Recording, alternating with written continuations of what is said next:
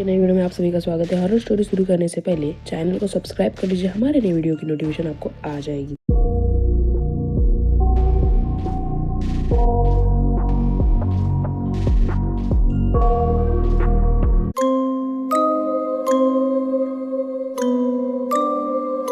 आज की कहानी है सुरेश की। सुरेश एक घमंडी और गुस्सैल इंसान था। उसे अपनी ताकत और पैसों का घमंड था।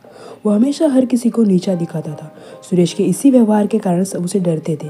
किसी कमजोर पे ताकत इस्तेमाल करना उसे रुतबा लगता था, और अगर कोई उसके सामने आवाज उठाए तो अपनी ताकत से वो सामने वाले को सबक सिखाता। उसके गाँव में कुछ 6 किलोमीटर ही दूर एक कंपनी में वो इंचार्ज था। उसकी कंपनी में भी किसी के साथ ज़्यादा जमती नहीं थी। उसके जूनियर्स भी उससे परेशान थे, क्योंकि लगातार सुरेश हमेशा उन्हें डांटता रहता था, जैसे वो कोई एम्प्लॉय नहीं, उसके घर के काम करने वाले नौकर हो।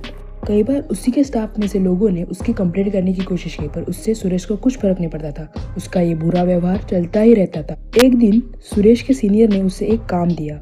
वो काम सुरेश ने फिर जूनियर को करने को कहा। काम करते वक्त जूनियर से गलती हुई, और उस गलती के कारण सुरेश को सीनियर से बहुत सुनना पड़ा। सुरेश सीनियर के केबिन से बहुत गुस्से से बाहर आया। वो उस जूनियर को ढूंढने लगा। फिर उसे पता चला कि सब जूनियर कैंटीन में लंच करने गए हैं। वो कैंटीन की तरफ बढ़ा और उसने उस जूनियर की कॉलर पकड़ी। उस जूनियर को थप्पड़ मारने ही वाला था, तभी सुरेश के स्टाफ में से एक एम्प्लॉय ने उसका हाथ पकड़ लिया। तब सुरेश ने कहा, ए तू मेरे बीच में बता, ये मेरा मामला है, साइड हट राजू।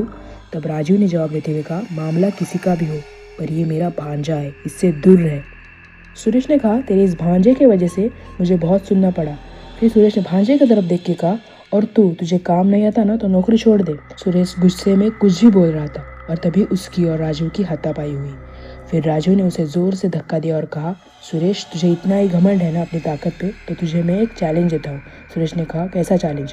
तुझमें अगर हिम्मत है ना तो वो कंपनी के पीछे के रास्ते में एक बिल्डिंग है, वहाँ पे रात के वक्त जाके दिखा, तब देखेंगे जो हमेशा सबको अपना दोस्त दिखाता है ना, वहाँ जाके तेरी सारी हेकड़ी निकल जाएगी। सुरेश ने भी गुस्से में आकर कहा, सुन, मैं किसी से नहीं डरता। फिर राजू ने हंस के बोला, वहाँ जो भी जाता है ना वो गुमराह हो जाता है, तू भी गुमराह हो जाएगा। फिर सुरेश ने जवाब देते हुए कहा, ठीक है फिर, चैलेंज एक्सेप्टेड। इतना कह के सुरेश वहाँ से निकल गया। उसी दिन रात के समय सुरेश कंपनी के पीछे के रास्ते से उस बिल्डिंग की तरफ बढ़ रहा था। तभी कुत्तों की आवाज़ आई। धीरे धीरे सूरज आगे बढ़ रहा था। कुत्तों की आवाज़ और तेज बढ़ने लगी। राजू और उसका भांजा दोनों घर में बैठे थे। तभी राजू के भांजे ने उसे पूछा, मामा, उस सुरेश को आपने उस कंपनी के पीछे क्यों भेजा? तब राजू ने हंसते हुए कहा, भांजे तुझे पता नहीं है, वहाँ पे कुछ 8 महीने पहले ही किसी लड़के ने सुसाइड किया था, और वहाँ जो भी जाता है ना वो जल्दी वापस नहीं आता। सुरेश को अपनी ताकत पर बहुत ज्यादा गुरूर है ना, अब उसको पता चलेगा डर क्या है। यहाँ दूसरी तरफ सुरेश बिल्डिंग की तरफ चल रहा था, और उसे अचानक ठंड लगने लगी। सुरेश थोड़ी देर रुक गया।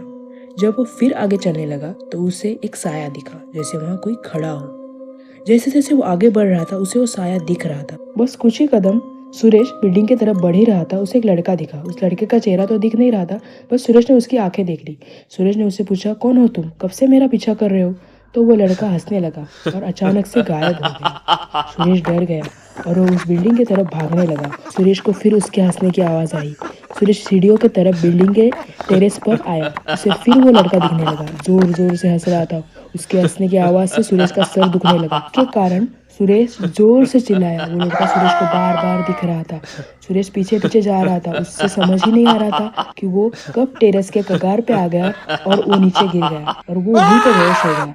सुबह कुछ लोगों ने उसे अस्पताल पहुंचाया। जब उसे होश आया तब समझा कि वो पूरी तरह से पागल हो गया है। डॉक्टर ने कहा कि उसे बहुत बड़ा सदमा लगा है, इसी कारण उसके दिमाग पे ये असर हुआ है। आपको क्या लगता है, सुरेश का वहां जाना इतना जरूरी था?